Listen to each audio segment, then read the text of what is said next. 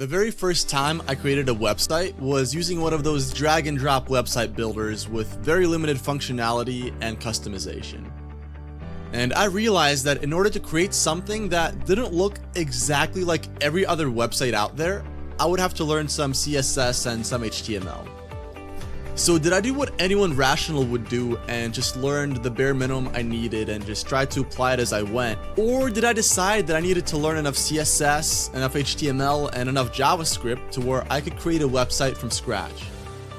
Considering that I was very young, very enthusiastic, and didn't think very far ahead, I of course chose the second option.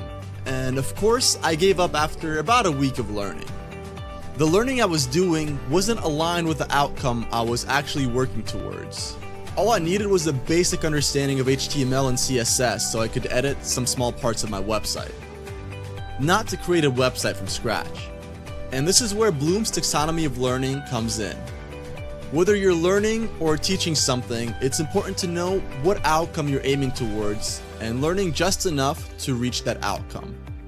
Bloom's Taxonomy of Learning, or in this case, the Adjusted Taxonomy created by Anderson and Krathwohl in 2001, allows you to determine exactly what you need to learn to get to where you need to go, and allows you to determine when the extra learning you are thinking of doing is just a waste of time and you're actually procrastinating on something better that you could be doing. The taxonomy breaks down the learning process into 6 stages of desired outcomes. Remember, understand, apply, analyze, evaluate, and create.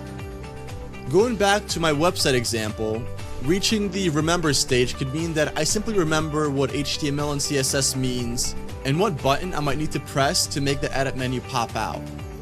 Memorizing a basic list of first do this, then do this, then do this, without any critical thinking would also be a part of this stage. Reaching the understand stage might mean that I can explain the basic structure of HTML code and why it's structured the way it is. I could explain how certain changes and additions to the code might change my or someone else's website. If I got to the apply stage, this would mean I am now able to use my knowledge and my understanding to edit certain parts of my website and accomplish the changes I originally set out to accomplish. Analyze would mean looking at someone else's website and being able to say, alright, so they're using a column layout with this level of padding, this type of code, and this type of CSS. Whereas evaluate goes a level up and means I'm capable of critiquing their use of HTML and CSS on that website.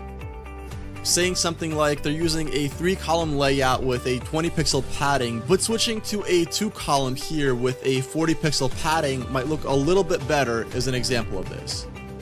And then finally, we get to create. This would be my ultimate goal of creating a website completely from scratch using the principles I learned. As you can see, my original learning project was dead before I even began. I started learning with the goal of reaching the create stage when all I needed was to barely reach the apply stage and I would be all set. This discrepancy between my goal and the learning I was doing sapped my motivation, and eventually I ended up falling back to the minimum amount of learning required for me to reach my goal. Understanding the learning goal and what level you or your students need to reach can be applied to any personal learning project or classroom instruction. Do you need to reach the highest level, or would getting to understand or apply be enough for now and you could expand your knowledge later? Understand your goal and learning will be just a little bit easier. Alright, you're smart enough to know what the subscribe button is and what it's there for. If weekly videos on meta skills needed to thrive in the 21st century, living a proactive life and broadening your horizons will be useful to you, then you know what to do. And if not, I hope you found this video useful and will actually apply it to your life rather than using it purely as entertainment. And remember to improve daily. And 1% improvement in any meta skill today can lead to huge compounding benefits over your lifetime. Improve yourself today and make time work for you, not against you.